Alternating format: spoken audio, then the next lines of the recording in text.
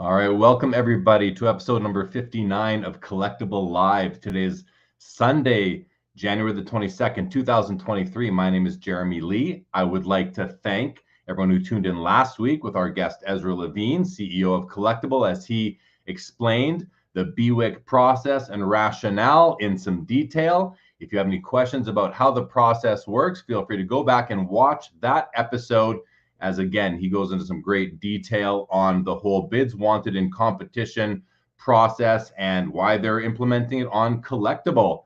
But let's get to this week's guest. He is Mike Cance. Mike, welcome back to Collectable Live. How are you? Doing well. How are you? I'm good. Mike, this is episode 59. I checked my records. You were our guest on episode number 2. About a year and a half ago now. How have you been over that time? Yeah, been doing great. Just kind of sticking with the same old, and it's been going great. So I'm happy to be back on. Yeah, it's good to have you back. Get to sit down with you again, albeit virtually. Let me ask you this before we get in and take a look at the various items, assets that are part of the BWIC process this month in January, the inaugural BWIC. Any high-level observations, comments you can make on the sports cards, the collectibles hobby, the business, the industry? What have you? It's been a year and a half, like I said, since you've been on the show. Anything that comes to mind quickly about what has happened over that time? Yeah, I mean, it's obviously no surprise that things are not as expensive, or the market's not as good as it was about a year and a half ago. But I think it's a healthy correction, and it was bound to happen. So, a lot of stuff might have been overvalued at the time, and now it's kind of coming back down to a more realistic price. But yeah, I mean, that's definitely the biggest change in the market from when I was last on the show. But it seems like, the GOAT stuff is still what it is. Obviously, it's not as high as it was like everything else, but it's still just as desired as it was about a year and a half ago. And, you still have your hot rookies and everything. It's kind of like this, the market's in the same spot in terms of like cards being hot, cards going up. It's just the level is now from here to here. So if you can adjust and play on that new level, then it could feel like it was a year and a half ago, just not as expensive. Right. So when you did this motion, you're like, the values were here, now they're down here, sort of across the board on average on an index level, if you will. What about, you're in the business of buying and selling card singles. What about the volumes? How have you seen the volumes of trade? And you're very active at card shows as well. How have you seen the volumes change? Have they gone from here to here to the same degree that prices have, or have they remained more level? Yeah. So a lot of it is, to answer the question, I would say that the volume has slowed down, but I think a lot of that is some people just aren't willing to move their cards at the new prices, because the reality is right now a lot of people are going to be losing money on their cards if they had bought them in that range about a year and a half ago. So the volume is down because some people just don't want to take that loss, and therefore there's less things for sale at shows, or dealers might be harder to deal with because of their entry point on the card. So the volume is definitely down.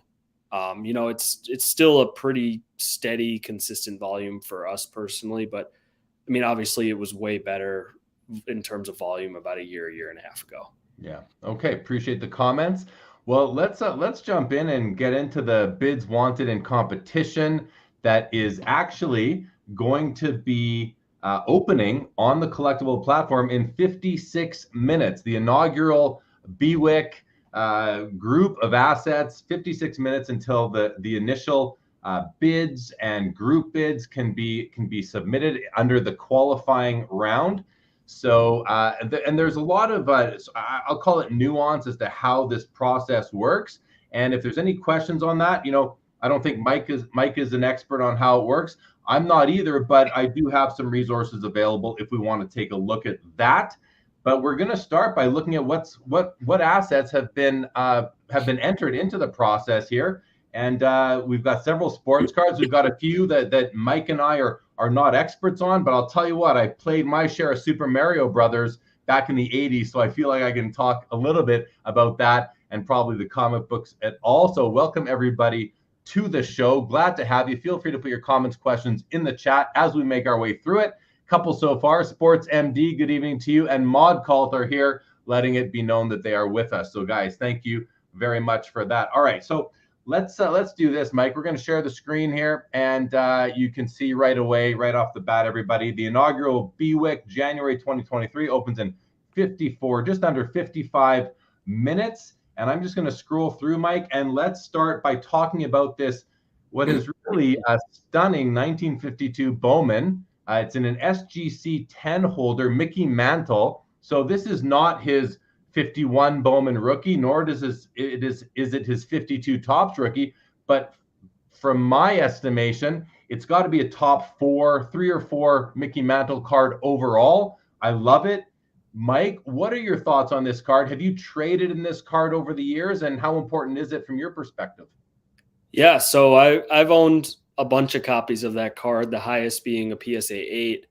Obviously, like you said, it's not the 51 Bowman, it's not the 52 Topps, but it still is basically one of the first 3 Mantle cards produced. So, I mean, it has that significance. And then you also have it just being the year 1952. I think a lot of people hear 1952 and Mickey Mantle just because of the Topps card. I think that helps it a lot. But to see that card in an SGC 10, really never see it any higher than an 8 of any company. So, just the chance to get that, even if it was a later 50s or early 60s Mantle, once you start talking about a gem mint copy, there's crazy demand.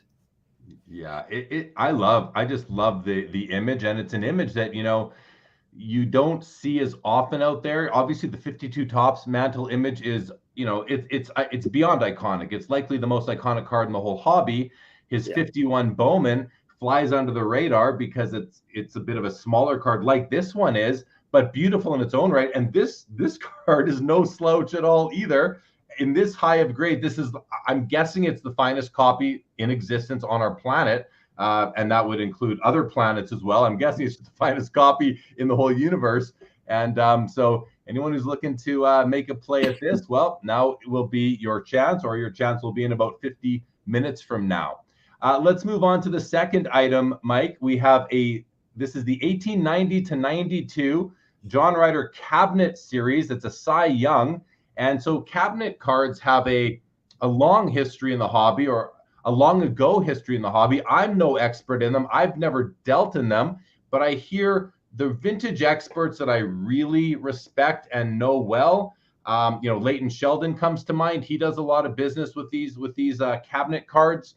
So you look at it, you can tell it's bigger than a sports card, and you can just tell by the size of the PSA label up here. It doesn't take up the whole slab like it does over here with this Mahomes that we'll get to next. But these are really interesting pieces of history. They're collectible. They definitely have value. Mike, do you have any experience dealing in cabinet cards? Yeah, I really don't. I've always stuck to just like the standard trading cards. But kind of like you said, from what I've heard and seen just of sales in the past, I mean, some of those cabinet cards can bring crazy money. Yeah, they remind me, there's a set of hockey postcard type cards, the Imperial Tobacco. I don't even know the designation of them, but they look a lot like the C55s, where you'd have the George Vezina rookie. A lot of those paintings came from those, and they're beautiful, highly collectible, a bit more of a niche collectible, but still important pieces of history. How about this next one here? Patrick Mahomes. I mean, I think he had a decent day today. This is his 2017 National Treasures laundry tag. RPA stands for Rookie Patch Auto. It's numbered 1/1. It has an authentic grade by PSA, and the autograph has received a grade of 10.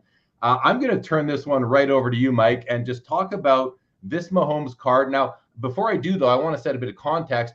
There are lots of Mahomes. There are parallels to this card, patches out of 5, out of 20, out of 99, and then there's this as a 1/1. So how important is this card amongst the rest of the Mahomes rookie cards that are out there? And how important and desirability? How desirable is Patrick Mahomes these days?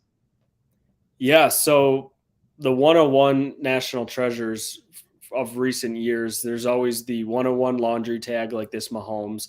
the 1-of-1 that's the full NFL shield, and then a 1-of-1 that's just kind of a really nice patch. It's not a laundry tag, not a shield, but it's a really nice patch. So the Mahomes shield version of that card sold about a year and a half ago for around $4 million, I believe. And obviously the shield is a much better card, but $4 million is a lot for a card. So, but on top of just the card itself or the rarity, I mean, you look at Patrick Mahomes, he's in his 5th straight AFC championship game, 5 years as a starter. And I saw a stat today that I think only like 3 other quarterbacks have played in more than 5 championship games. It's like title or conference games. So yeah, just aside from the card, just his stats and everything, he's crazy. I mean, he's just so good. And what he was able to do yesterday with a sprained ankle just kind of adds to it.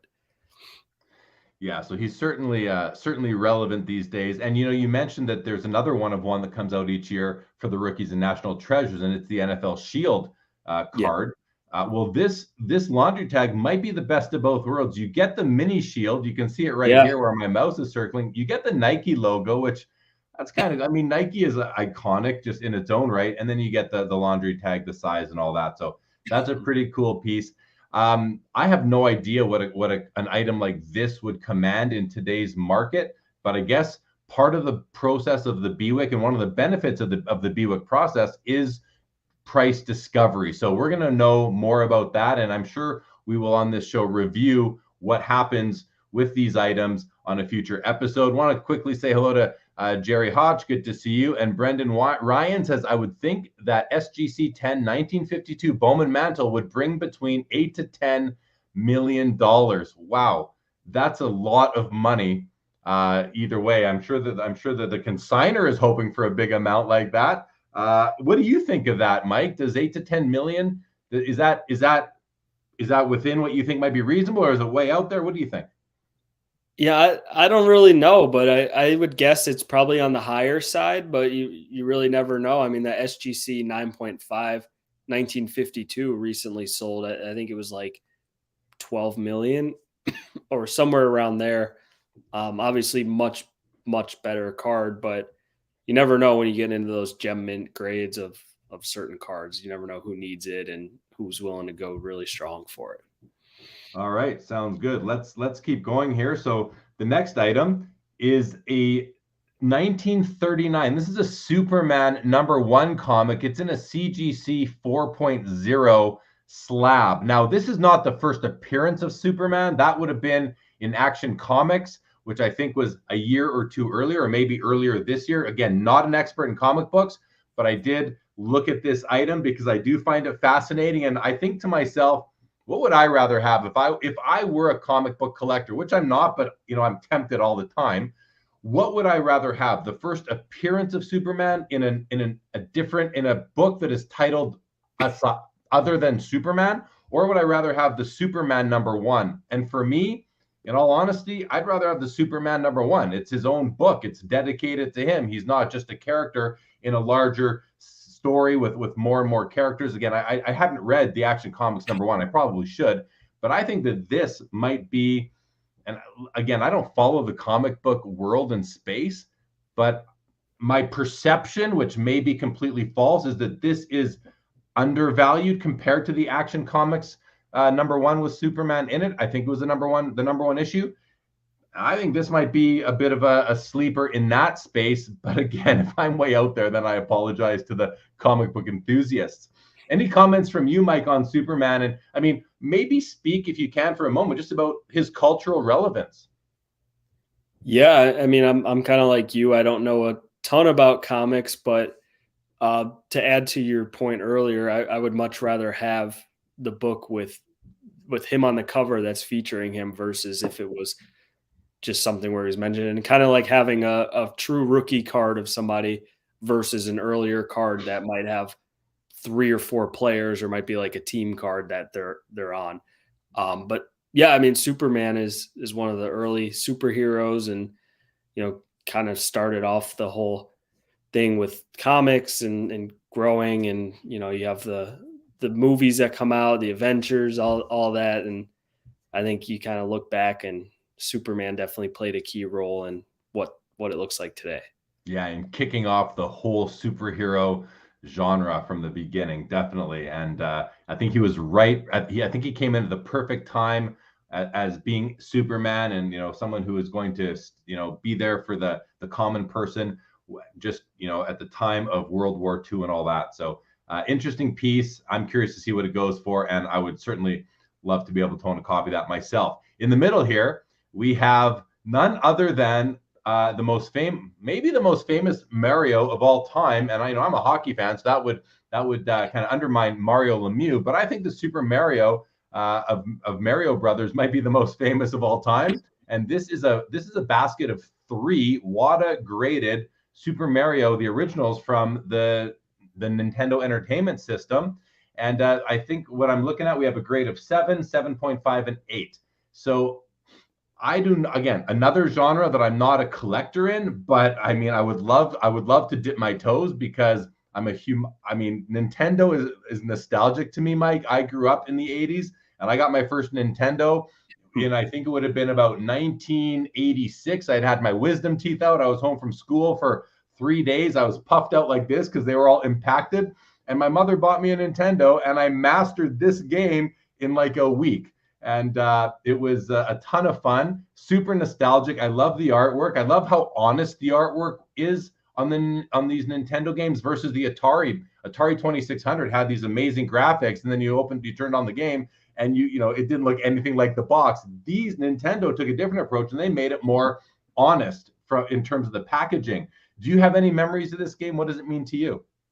Yeah, so I a couple of years younger, so it wasn't really as popular. There was a lot more video games out when I was a kid, but I never really played a whole lot. I usually stuck to like Madden and a few sports games. But I think part of the reason why those sell so well is because of the nostalgia, and a lot of people who grew up playing it, like you were saying, are now much older and can afford it to buy a high grade copy. And I think a lot of it is just the nostalgia. 100%. I think nostalgia is what drives a lot of the different categories of collectibles. You mentioned Madden. I mean, is a Madden game something that you would like to purchase, maybe sealed or complete in box in a graded slab by WATA or one of the other companies that grades video games, and just kind of put on your bookshelf, or somewhere on display in your office? Like, would you do that? Does that interest you for a game that you have nostalgia for? Yeah, I mean that would be cool. I don't think the years of Madden that I used to play would be worth a whole lot, but obviously nostalgia isn't always about what it's worth. So I think it would be cool to have some of that stuff. Yeah, the amount of hours I put in our extra bedroom growing up in my family house playing Nintendo, I would definitely enjoy having like just along one of these shelves a big row of these games that I'd walk in and see every day. All right, let's move on to Bobby Orr, a little bit more in my wheelhouse. This is a 1970-71 Boston Bruins game-worn, photo-matched Bobby Orr jersey. We actually looked at this item when it was first offered under the fractional platform on Collectable. And this is an amazing, amazing piece of hockey history.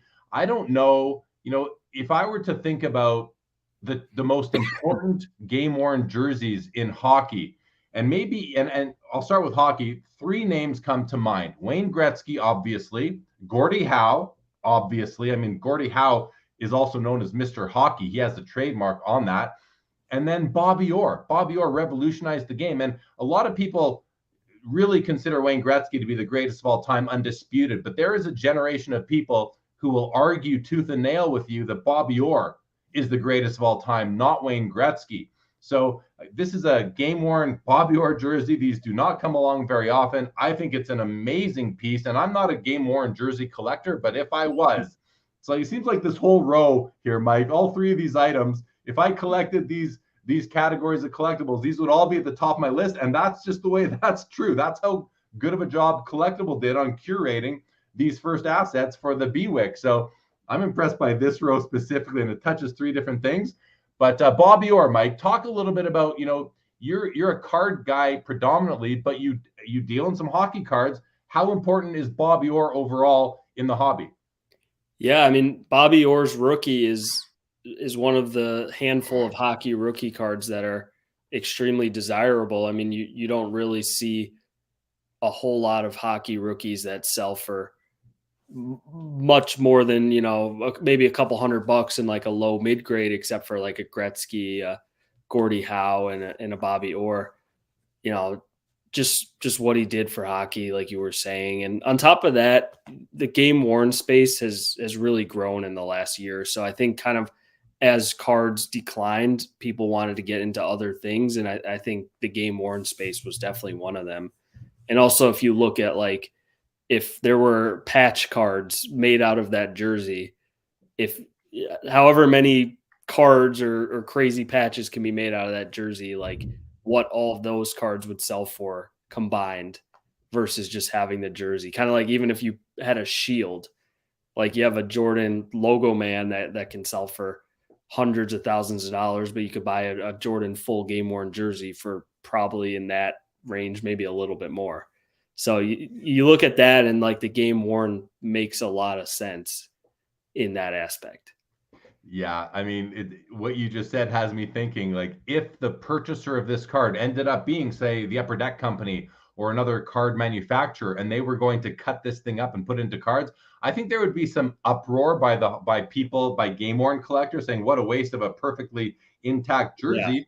But only one person gets to, well, typically, except under the group bidding process, only one person ultimately may own this jersey and get to enjoy it. If it were to and make its way into hockey cards, it could be enjoyed by a couple hundred people. But that's a whole other topic. We won't go too much into that. And based on what this thing will sell for, I think this item is extremely valuable. I don't want to put out any guesses because I really don't have the experience. And I don't want to taint or have any influence over what people might think this is worth because I have no idea. So I'm just going to keep my guesses to myself. But let's go to the next group here. All right, this is a really cool grouping, and I'm kind of being surprised as I see these. I looked through them before, but I didn't look in detail. So the first item we have here, Mike, is the 1935 National, and how do you say this? National Chicle, Chicle? How do you say it? I've always said chicle, Let's but go with that. We have I a know in 1930 Spanish it's chicle. Chicle for that's the I've gum always that. said chicle, though. It might just be because that's how it looks like it's based off the spelling. Yeah, we'll go National Chicle for now. So the 1935 National Chicle SGC8 Bronco Nagurski. This card, I mean, this card looks super clean from here. The corners, the edges, the centering. This is a fantastic specimen. This card has been on the Mount Rushmore of football cards ever since that first Mount Rushmore series came out. I believe headed by Joe Orlando. At the time, was the CEO of PSA. And this is among the most important football cards of all time. It might be the most important football card of all time. If not, it might be second only to the card that was made from this image here. This Type 1 photo of Jim Brown. That is the image from the Jim Brown. I believe it's the 57 or 58 Topps rookie card. Yeah, and I can tell right away by looking at it, this is the image from that card. So here you have what might be the most important football card of all time. And right next to it, you have the original image from what the other card that might be the most important football card of all time. Have you ever dealt in this, what is a very rare Bronco Nagurski 1935 National Chicle card? Yeah, so I've only owned one or two of those cards, and it's been a few years since I've owned my last one. And I believe it was like a PSA 1 or 2, and I remember selling it for a couple $1,000s. So I can only imagine what it would bring in an 8, especially with that kind of appeal. Oh, But yeah, like you were saying, I mean that is such an iconic football card. I also feel like a lot of people don't even know about that card just because it's so rare and you don't see them trade that often, that some people just might not even know that it exists or the significance of it, other than the diehard vintage guys or the diehard hobbyists.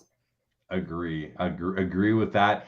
I can't stop looking at it. It's so beautiful. The colors haven't faded at all from what I'm looking at, from what I can see here, which is pretty much what you guys can all see. Yeah. But doesn't it, he just looks like a super intimidating guy. And it's almost the way this card, what the image was laid on the card, it looks like he's just about to jump off and attack, you know? I love the card itself. It's just such a great art piece, as far in my opinion. Let's talk about the Type 1 photo, the Jim Brown, another category of collectibles that I hear a lot about. We've had several Type 1 photograph collectors on Collectible Live in the past. Over the 59 episodes, we've had 2 or 3 people on who really collect these things and love them. They're very cool. I'm not a collector of them.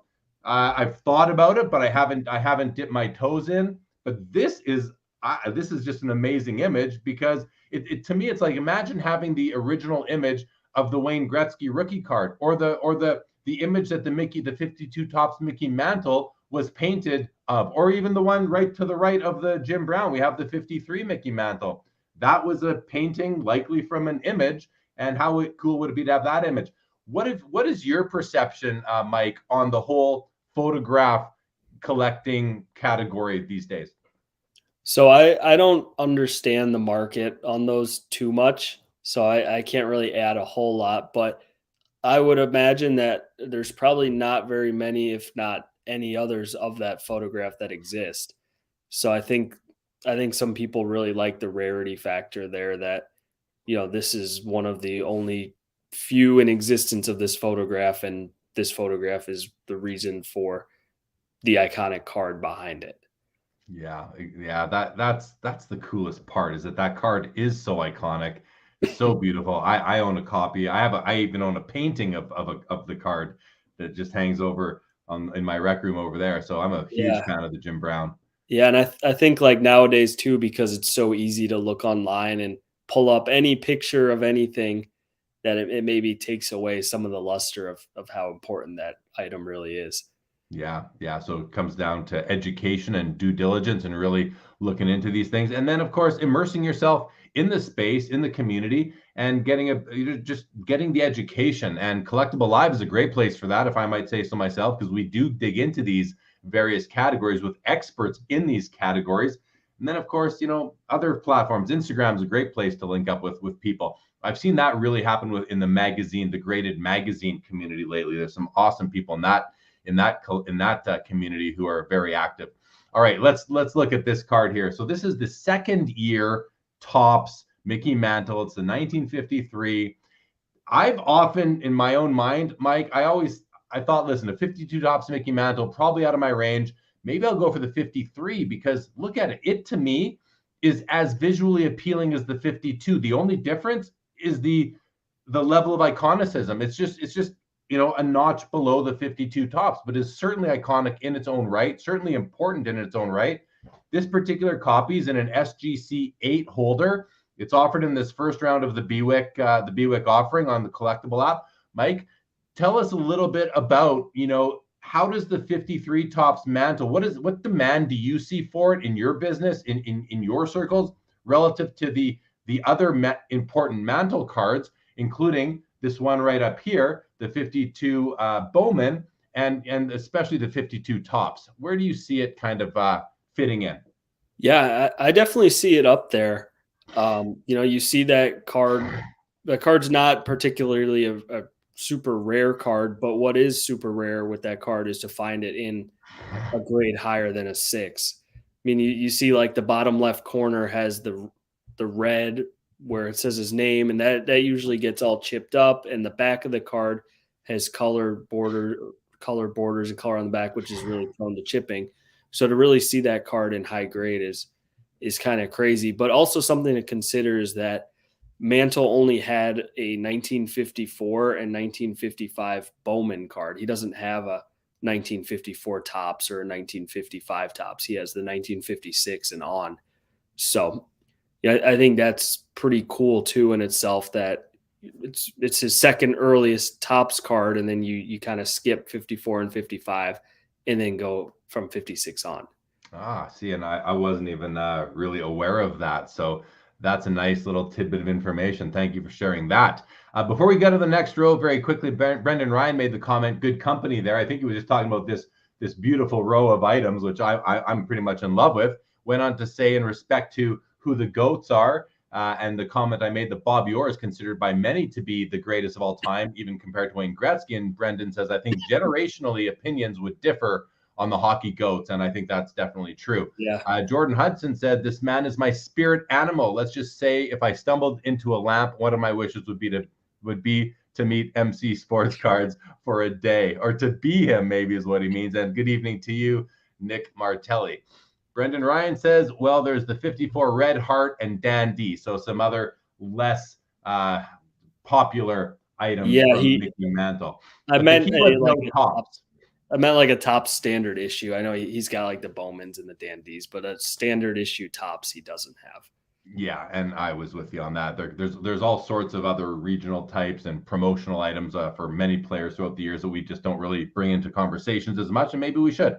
Amish Dave Archer, I haven't seen this guy in a while, says Mike is an icon in the business. His golf game is also off the charts. All right. Thank you. That is not correct, but thanks, Dave. It's been a while. Good to see you, Dave. All right, Mike, let's look at this next item, which this I have nothing to say about, really. But I will say one thing. Looks like it's a 2021 Dragon Ball. I'm not sure. It's a complete set BGS 10 Black Label. So anyone in the sports card industry hobby knows that BGS 10 Black Labels are next to impossible. It's a super pristine, really. You've got 4 10s for the 4 different subgrades. Dragon Ball Super. I've heard of Dragon Ball Z. I don't know what this. I don't want to click on it because it's a little bit slow sometimes when we start clicking through as we're live streaming. But this looks pretty neat. The art looks really nice. It's not in my wheelhouse. Mike, do you have any knowledge on Dragon Ball? Not really. I mean, I have a basic knowledge on Pokemon, a little bit of the other TCGs, but just to have one Black Label, let alone a whole set, is pretty crazy. There can't be more than maybe a handful of each one of those in the pop report. Yeah, definitely an accomplishment to put this together. And one thing I do know is that I don't know. I know that there are a lot of people that love this stuff. I'm not one of them, but the TCG, or the trading card game industry segment category of this hobby, is maybe even bigger than sports cards on a worldwide basis. So there's definitely a big audience for this. And I think this is really the biggest thing I take away from having the Dragon Ball lot offered in the BWIC in January here is that Collectable has curated this collection of assets to really touch on all the different category of collectors. So I think that's a great strategy, and I hope it works out. Let's go on to the Bill Russell. This looks to be a 1964 Goodwill Tour signed jersey. So I'm guessing, and this is a guess, that it's game worn from that tour. Bill Russell, I mean, we just lost Bill Russell last year, and this seems to be a game worn signed jersey. Mike, what can you tell us about the Goodwill Tour, if you're familiar with it, or even just the demand for Bill Russell items in general?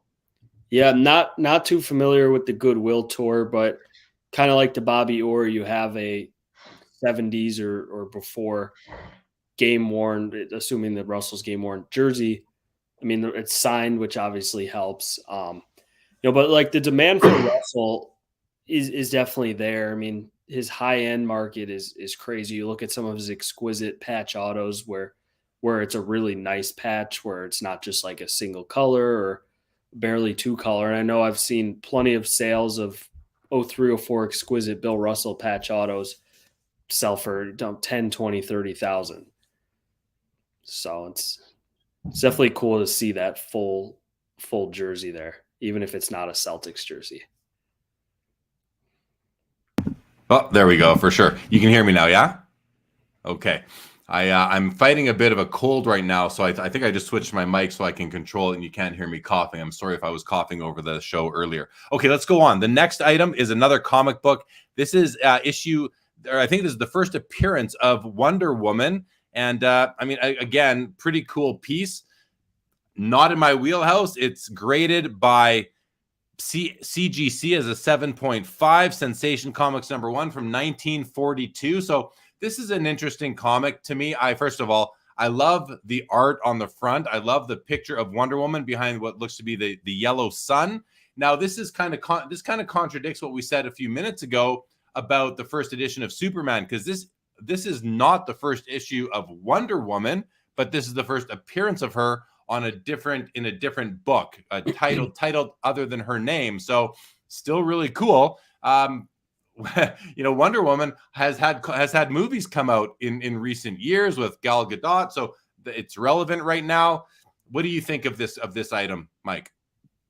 Yeah, I think it's a super cool item. Again, not too familiar with the comic book market, but any early comics and you see a high grade. I know comics are a lot tougher to get high grades than cards are, especially since back in the day. I mean, everyone read them and didn't really keep them in pristine condition because no one ever thought that one day they'd be getting graded. So to see it in a 7.5 is really cool. But yeah, I mean, kind of like we were saying with the Superman one, it's first appearance. Some people really like that, and that's probably going to help this one sell really well. Yeah, no doubt. No, and I mean, it's a 7.5, which, the Superman #1 up above is a 4. So this is in much better condition from 1942. I mean, this comic book had to have been read by at least one kid, and likely that kid's siblings. The fact that these things survive so long in this sort of condition, I don't know what this is worth in any condition, but I'm excited to learn. And I know that someone will be a proud new owner of it if the sale actually does happen. And that's one of the nuances with the BWIC, is that not every item offered will sell for sure. So that's a pretty cool. It gives a little bit of flexibility to both the buy and the sell side. All right, before we go on to the next ones, Brendan Ryan here says, when I see that incredible jersey, I ask, how many sick cards will that make? Goes on to say, cutting a jersey up to make cards is true fractional ownership. Although it really isn't. And the reason why I don't agree with that comment, Brendan, is, and I know it's half tongue in cheek, but it really isn't, because once you split that up and put it out there into different pieces, it's no longer is it the same item. You can't put it back together ever again and have it and move it that way. Whereas with fractional, you can. That's a key distinction between the two. So I don't agree with the comment, but I like it nonetheless. Nick Martelli says, that's like letting the evil inner thoughts win, Brendan. It's true. And Brendan says, you can't smell test comic books when they're slabbed. True as well. Nor can you do it with sports cards when they're slabbed, though. So, all right, let's keep on going. Next 3 items. So here we'll start off with this Super Mario 64 from the Nintendo 64, issued in 1996, graded a 9.6 with an A++ by WADA, one of the leading video game graders and encapsulators.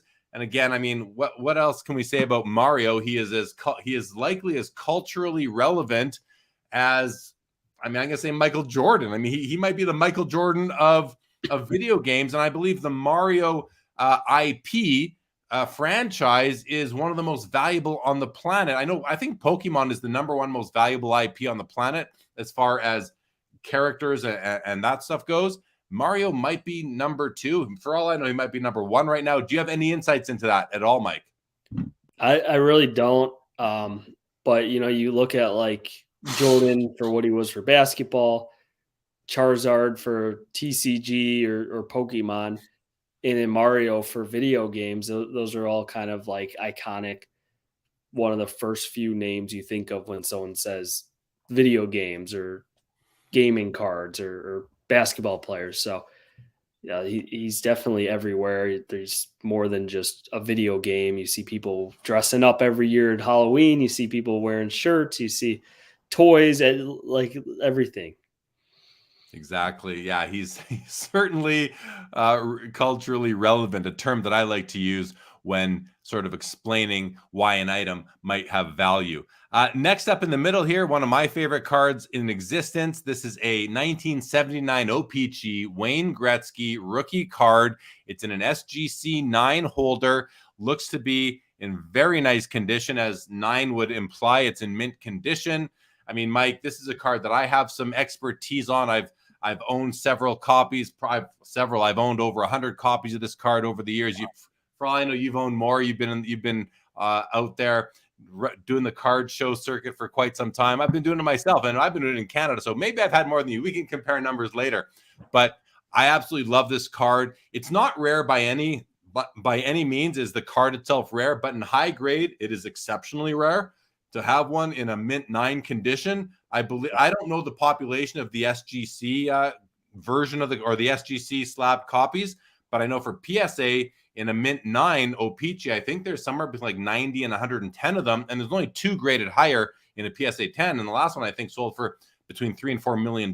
So this is a great card. It's one of those cards like everybody wants, whether you collect hockey, even if you don't collect hockey. If you're a baseball collector, a basketball collector, you probably want a Wayne Gretzky rookie card in your collection as well. It's one of those cards that just it really exceeds the whole hobby, or it's one that the whole hobby knows about. It's up there to me with the Michael Jordan Fleer rookie from 1986, and I believe when PWCC recently went through and did its top 100 iconic cards, it fell in the top 10, I think number 5 or 6. So definitely an important card. Mike, what's your perception on the importance of the Wayne Gretzky rookie? I think it's arguably one of the most iconic hockey cards of all time. I mean, it's not the most expensive when you're looking at, a raw copy or a lower grade copy, but you look at the Jordan rookie, to me, they're on the exact same level. Kind of like the 52 Mantle too, just iconic cards. And I've owned a bunch of the Gretzkys, like you said. You've probably owned more since you are in Canada, and you've been around a little longer than me. But that card, every time I've owned one, I get lots of interest in it. I move them quick, and I always look for another one to replace it with. Highly liquid card for sure. All right, let's go on to the Tom Brady. So this is an interesting piece. It's a 2000 Contenders Championship ticket rookie card. It's in a BGS 9 holder, and it's missing the signature and the serial number. So those are two attributes of the card that I believe are very important that are missing. The autograph, number one. We've seen several of the championship ticket. That card is numbered out of 100, and we've seen, I think I read a stat recently, we've seen 40 sales of that card in the last couple of years. So it's a card that went up in value very quickly over the last few years, and people decided to start cashing out.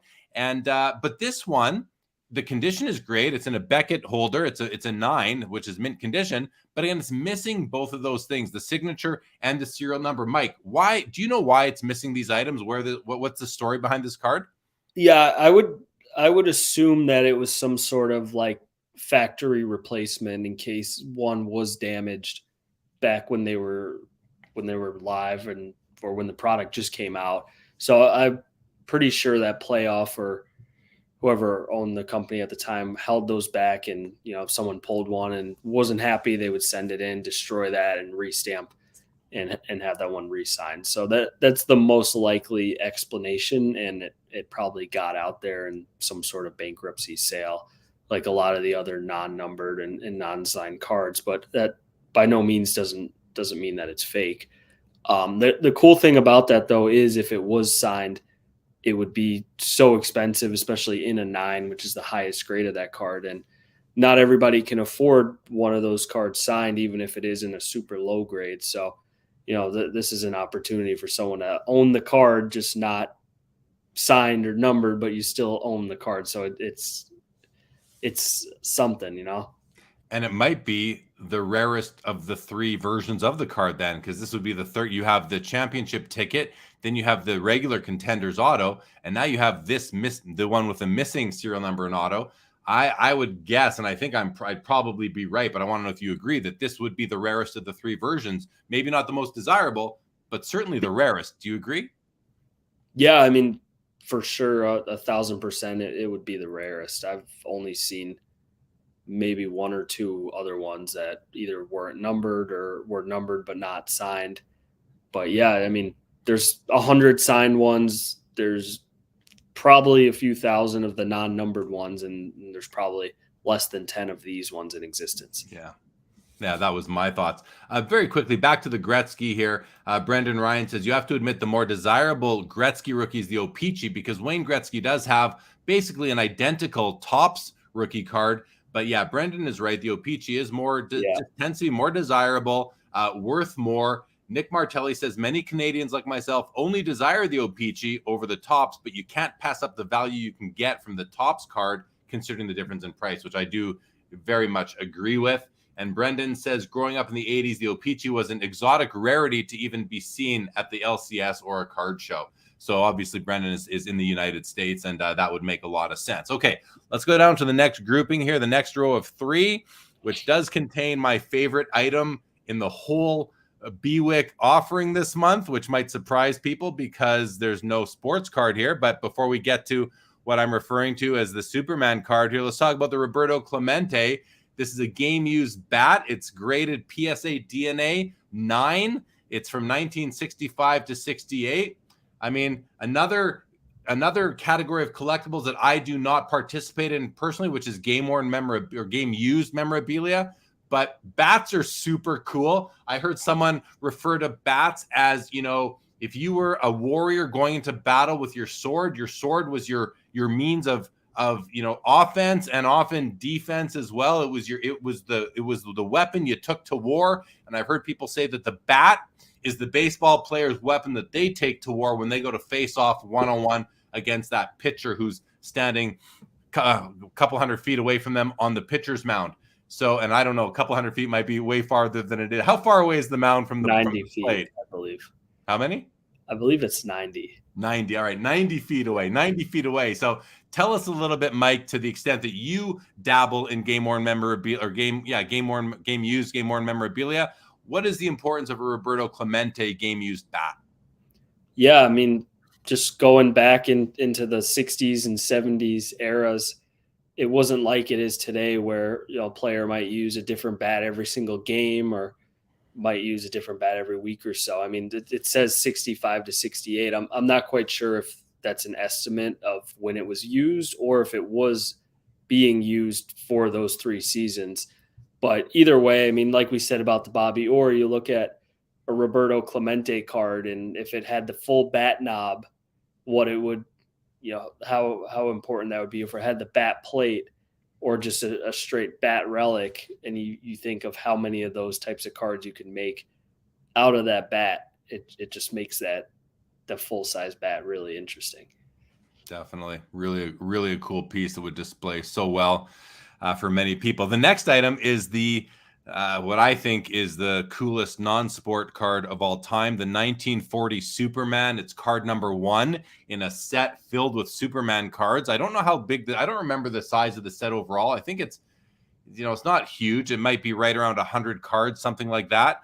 But this is, to me, a card that's grown on me over the years. I came very close to buying a copy from Brady Hill at the National this past year in Atlantic City when I went back on the last day to see him, I think he wasn't there the last day on the Sunday. On the Saturday, it had sold. So I went and bought a Babe Ruth card instead, but I really wanted to acquire one of these. It's a PSA 6.5 X Mint Plus, excellent to Mint Plus.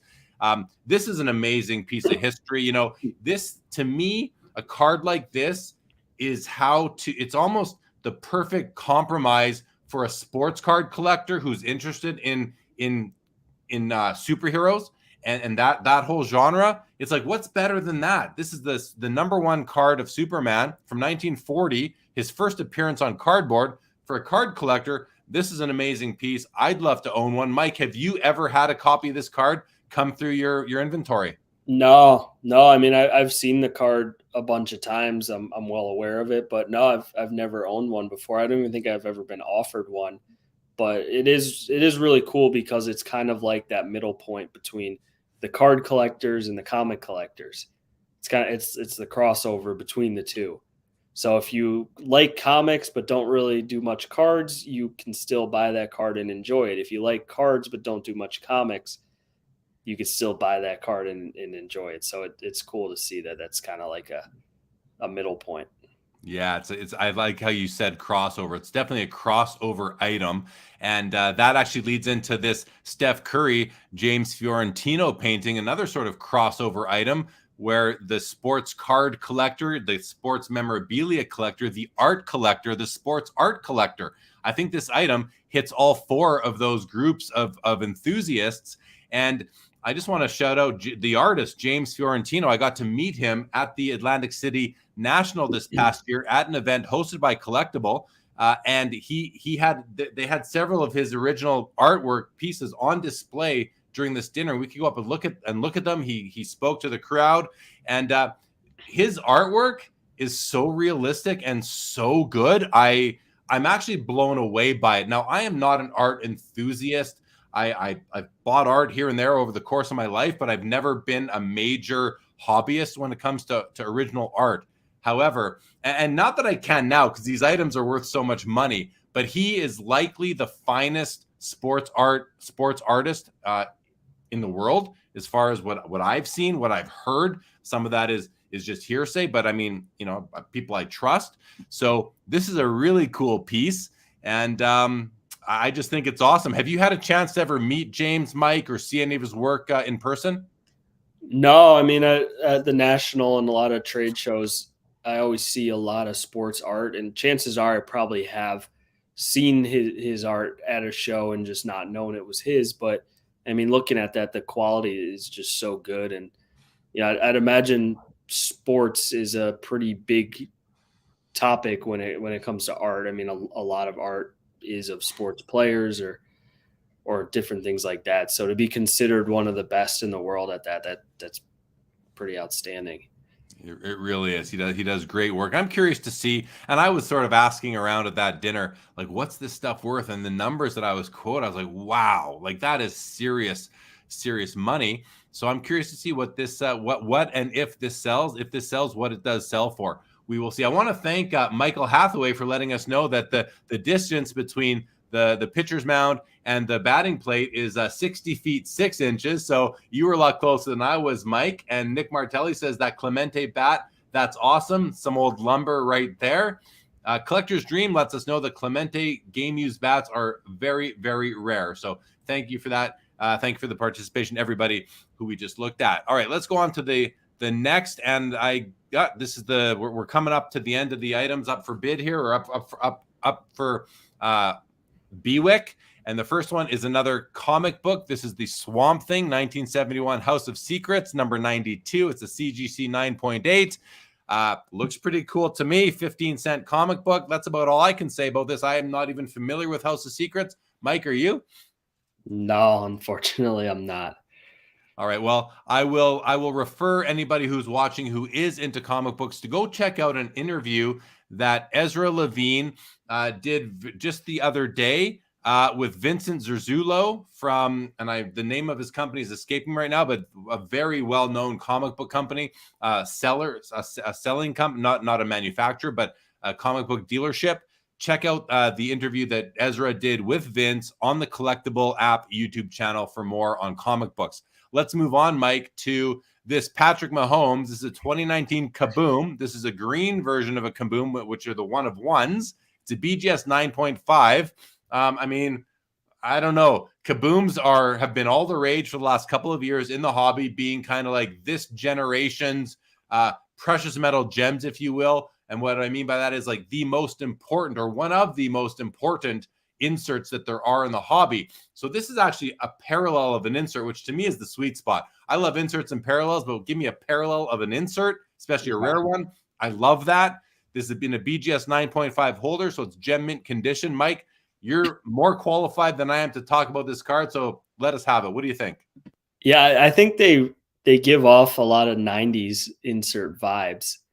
You look at like the high voltage Jordan card, if you're familiar with that, and it kind of looks a little bit like that. But Kabooms have just been so popular since they came out in 2013, and now every year they're always desired, and people buy products just to pull those. I mean, they usually come out of less important products, and the reason why people are buying them is for the Kabooms, which is cool, and it shows the importance of it that people are buying it just for that. But to see a 101, I mean, I think they started doing 101 Kabooms in 2018 or 19. So there's really not that many different Mahomes 101 Kabooms out there as of yet, hoping they don't make one every single year. But yeah, it's just, the Kaboom is just a really cool insert. It's probably one of the most popular football inserts right now. Yeah, definitely. And basketball too, would be my understanding. Yeah. The other thing is, right, basketball too, or no? Yeah, they have Kabooms in basketball.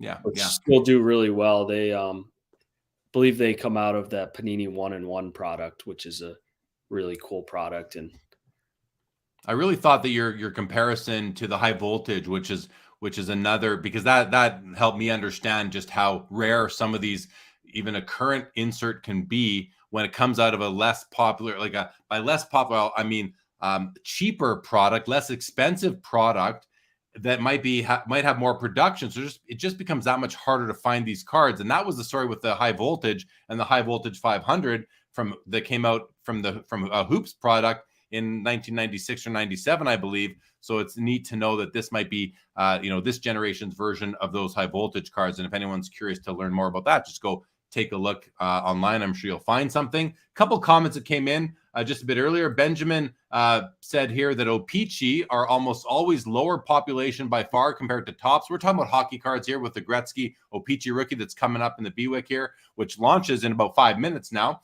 He says, with more condition sensitivity, I find some great buys on O-Pee-Chee vintage baseball. And Nick Martelli wants to know, would it be plausible for some card companies to buy some of these items to use for relic cards?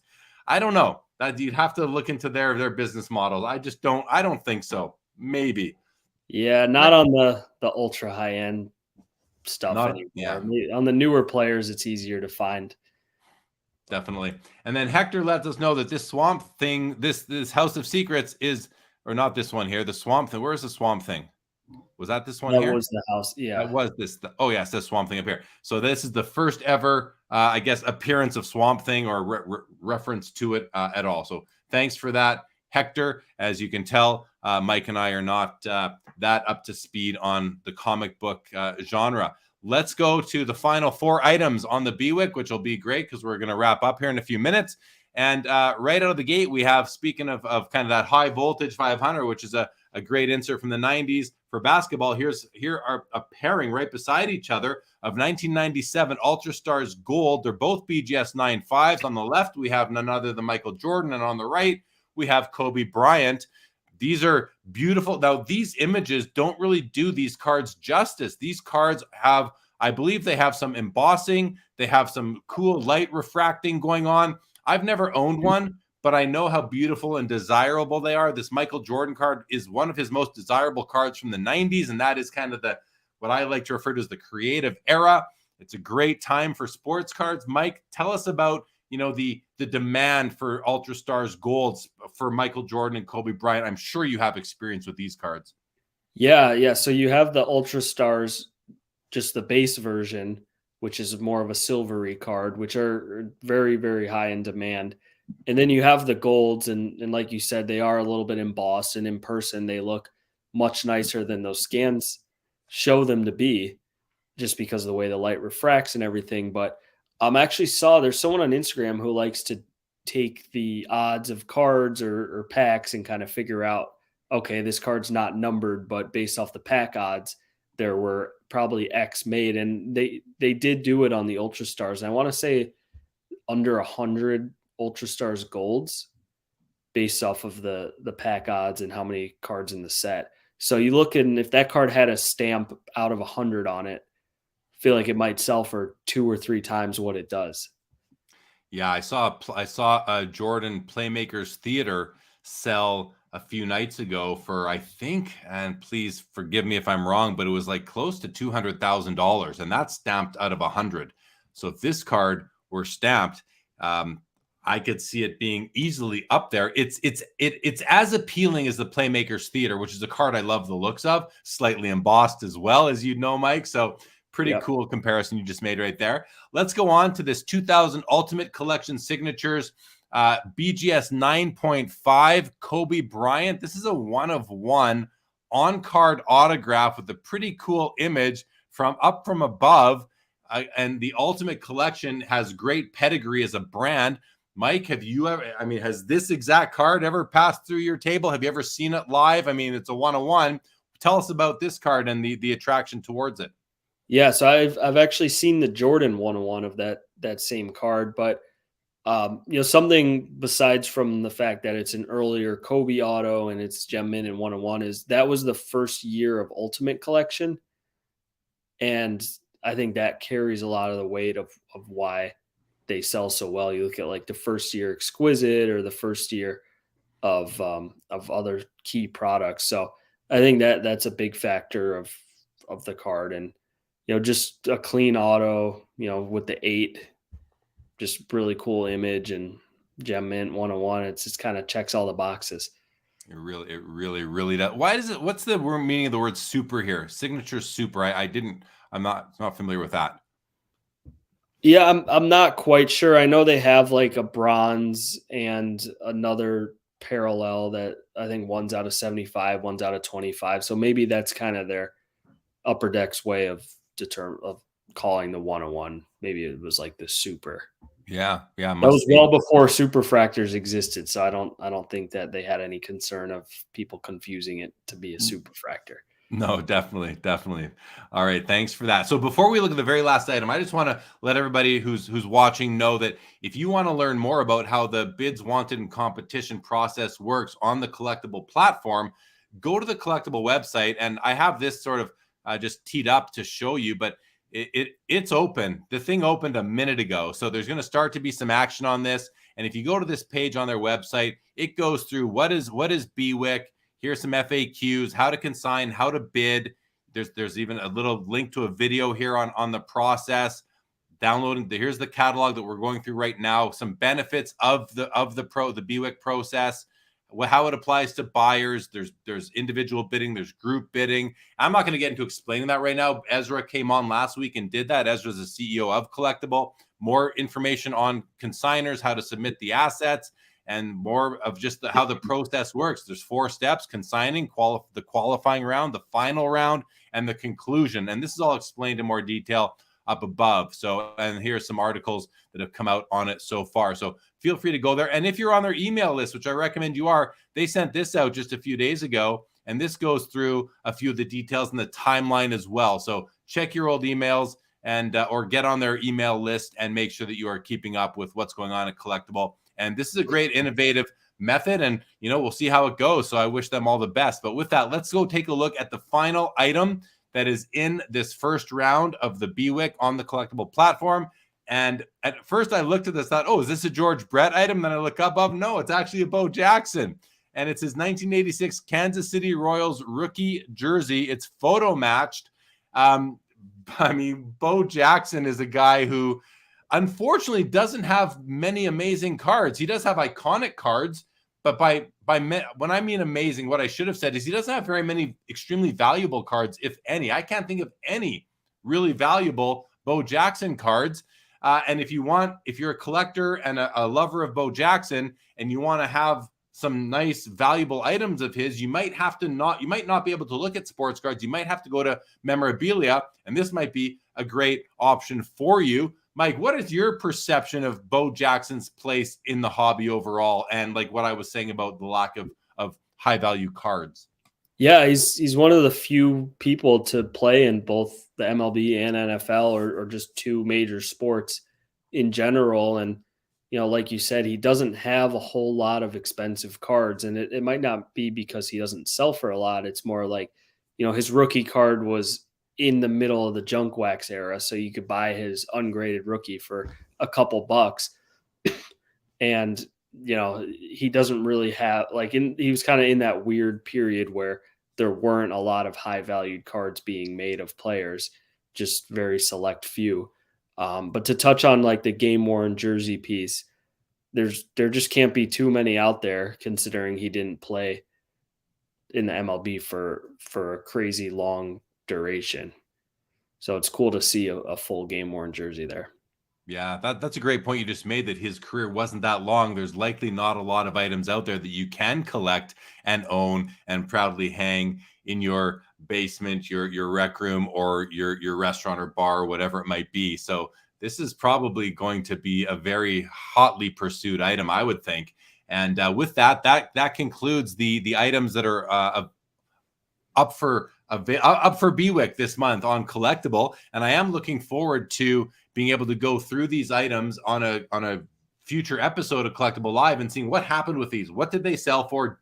Did they sell? What did they sell for? And how were they purchased? Were they purchased by an individual bidder or by a group bidder? I can't wait to learn that. I think that'll help bring the whole process full circle and will really inform a lot of people on what to expect as we move forward and Collectable moves forward with this BWIC product. So we'll see how that goes. Mike, thank you for joining and giving your perspective on all of these items throughout. Thank you to the chat for jumping in and providing some comments, some very interesting ones that Mike and I didn't know ourselves. And I want everybody to know that I will be back live in just under an hour and a half, covering the hockey auctions on the PWCC weekly auction with guest Josh Madigan of the Hockey Cards Gong Show podcast. So there we go. Thank you again, Mike. Thanks for having me. Yeah, you bet. And thank you to everyone again who joined us. And we'll be back on Collectable Live again next week. And with that, this episode is over.